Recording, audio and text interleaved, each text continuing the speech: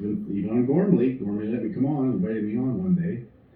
I've been really hammering the 2 points. The 2 points is, let's have the open debate.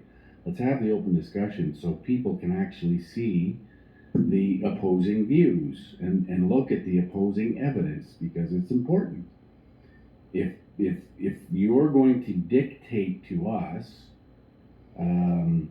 what we are allowed to do outside of within the Constitution, within the Charter of Rights and Freedoms, then you better damn well be able to prove your position. You better be able to prove that the measures you are taking are appropriate for the circumstance. Because that is exactly what the Charter expects you to do under the Oakes test. There are a number of things that they have to live up to in order to justify limiting our rights under the Charter. And so one of these things that I've really zeroed in on over the last couple of months was the PCR test, because what they're doing is their CT, their cycle threshold value, is at 40. And this is information that was sent directly from the Saskatchewan Health Association. It's very similar across the board in Canada, in every province. They ramp it up to 40. This essentially guarantees to get a positive test. A positive test from everybody. If they've had some sort of a flu or cold or anything even related to corona, they're going to show positive. And just a minuscule, like we're talking 40 times amplified to find this remnant of a virus or whatever in your system. Well, of course, when you base all of these charter limiting rights, actions against the rights, on the numbers, on the case numbers and the death numbers, that's how you achieve it. This is what you're doing. You're overcycling the amplification. You're overcycling the test to achieve the results that are going to support the decision you've made to lock down your province. And it's based on bullshit. It's based on false positives. And we're testing healthy people. So they're actively testing healthy people using a test that's been amplified at 40, rendering it useless, but still finding enough of a remnant of something. And now you're getting the vaccine into people, and people who now take the vaccine are being tested and testing positive. Again, without any symptoms. Positive test without symptoms. So not only are you testing the healthy, but you're testing the people that have something. Most likely, in most cases, I'm going to argue they have the flu. But because everyone's so scared of COVID, as soon as they get any symptoms of the regular flu or cold, boom, they go run into the clinic or run into the hospital because they're scared they have COVID. And then they go for the test, this PCR test, and lo and behold, they test positive because they can't identify this. If this test is identifying regular flu, which is related to corona, or if it's COVID, or what COVID is. There's arguments to be made that COVID hasn't even been identified, but I'm not going to get into that. This is about the PCR. So they're basing all of these measures on cases, case numbers. Every time the media opens their mouth, they're talking about case numbers, case numbers, case numbers, case numbers. And then they recently added, of course, death numbers, because that's the one that really makes people scared. Death numbers, death numbers. And you're still diagnosing those deaths as COVID using a PCR test that's over-amplified at 40 CT. So even though they died of a heart attack, or they died of cancer, or they died of diabetes, or they died of some other COPD condition, or they died of whatever, they're being listed as COVID deaths. So of course the numbers are way up. Again, all goes back to the PCR. If you're using the PCR the way it was intended, and there's the creator of the thing even said don't use it to identify infection, that's not what it's for.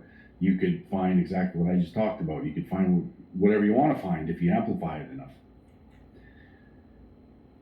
So they based this whole thing, the destruction of businesses, small businesses, the destruction of lives, the destruction of livelihoods, the destruction of jobs, the destruction of hope, the loneliness of our elderly, all of the consequences to these measures are because the measures were based on the PCR test. The PCR test that is amplified too high to give an actual accurate description of what's really happening. You take that PCR out of the equation, this thing ends tomorrow. It ends tomorrow. If everybody is understanding, if everybody is made aware and understands what's been happening for 9 months, this ends tomorrow. So what happened today? Well, right after, like I'm talking immediately after Biden was sworn in as President of the United States, what does the WHO come up with? They put out a notice, and it's dated January 20th, 2021. Nucleic acid testing technologies that polymerase chain reaction PCR for detection of SARS-CoV. So they put this out, and this goes to everybody. It goes to your chief medical officer, it goes to your doctors, it goes to everyone. It's mass email to everyone. Everyone gets to see this because this is what the World Health Organization wants to do. Now keep in mind, the World Health Organization knew this information that they're putting out today. They've known it from day one. They're the World Health Organization. They knew this information. They didn't just stumble across it. They didn't just have some super smart whiz kid researcher to come in and say, hey, look what I found. You guys are doing it wrong. No, they knew this information. They knew it.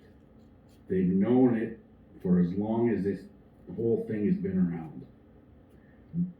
And just coincidentally enough, today, right after Biden is inaugurated, when Trump's gone, what do they come out with? Well, they come out with this. Now, it was created on the 13th of January, 2021. I don't know what this number means. I guess it's just a series. It's the 5th, I guess, version 2 of notices that are coming out. Target audience, laboratory professionals and users of IVDs. Purpose of this notice, clarify information previously provided by WHO. This notice supersedes WHO information notice IDMD IVD users 2020-05 version 1, issued December 14th, which is the one that we talked about right around the same time, which was a little bit more vague, but still somewhat left room to criticize the PCR test. This one has absolutely no vagueness at all. It's actually very clear. WHO requests users to follow the instructions for use of IFU when interpreting results for specimens tested using PCR methodology. Users of IVDs must read and follow the IFU carefully to determine if manual adjustment to the PCR positivity threshold is recommended by the manufacturer. WHO guidance, diagnostic test for SARS-CoV-2, states that careful interpretation of weak positive results is needed. The cycle threshold needed to detect virus is inversely proportional to the patient's viral load. Where test results do not correspond with the clinical presentation, a new specimen should be taken and retested using the same or different NAT technology. So what they're saying there is basically you have to cycle that test appropriately given the subject's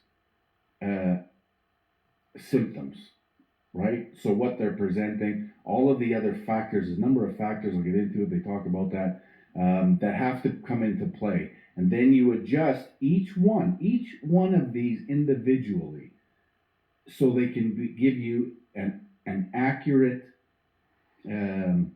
reading and give you an accurate test that, this is what's happening. What's in actual fact that happening is people are going to these testing sites, they're a drive-through, they're tested, they're let go, goodbye, see you later. Whether they have symptoms or not, whether they have anything or not, and no other variables, it's just zoink, take it out, send it in, positive, wow, we have a case stemming. That's it. That's what they're doing. That's what they're basing all of this on. We knew this. We knew all of this 9 months ago. Yep. And we've been screaming at every protest that this is what they're doing, this is why it's wrong.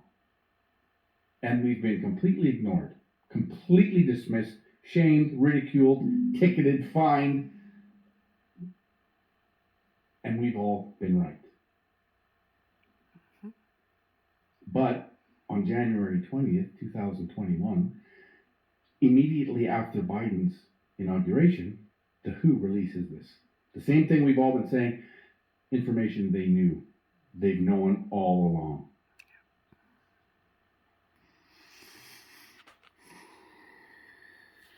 WHO reminds IVD users that disease prevalence alters the predictive value of test results. As disease prevalence decreases, the risk of false positive increases. So, again, the less sick a person is, the risk of a false positive increases.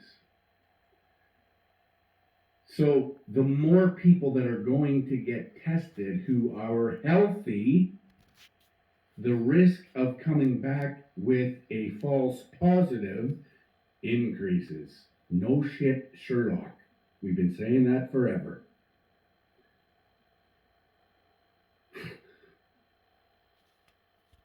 They're cycling it at 40. Everybody. And they're telling us what we've been telling the world, or trying to, for 9 months, that if you're testing somebody who isn't sick, the chance of a positive result is greatly increased, especially at 40 CT. This means that the probability that a person who has a positive result, SARS-CoV-2 detected, is truly infected with SARS-CoV-2 decreases as prevalence decreases, irrespective of the claimed specificity. Most PCR assays are indicated as an aid for diagnosis. Let me repeat that, Mr. Mo. Let me repeat that, Dr. Shahab. Let me repeat that, John Gormley, and every other media bonehead that has kept this hoax alive through fear, using case numbers and death numbers. Most PCR assays are indicated as an aid for diagnosis. Therefore, healthcare providers must consider any result in combination with timing of sampling, specimen type, assay specifics, clinical observations, patient history, confirmed status of any contacts, and epidemiological information. So again, they have to consider all these factors when they're testing somebody. And all of these things have to be considered before you can really say that this person has COVID. And when you're testing this person and they're showing no signs or symptoms of illness, the chance of a false positive has been increased.